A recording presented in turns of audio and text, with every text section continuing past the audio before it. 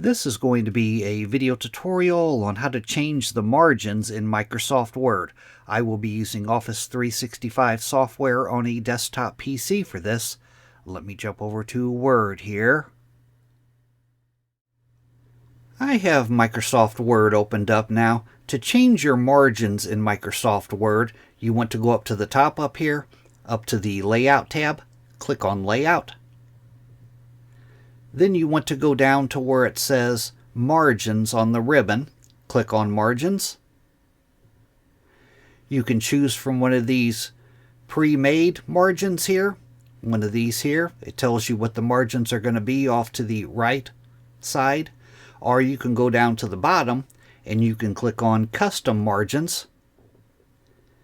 A little dialog box will open up where you can set your own margins. You can also change your orientation from here. Down below it'll show you a preview of what your page is going to look like after you've changed your margins. And then you would just go down to the bottom and click on OK. That is how to change your margins in Microsoft Word. Thanks for watching.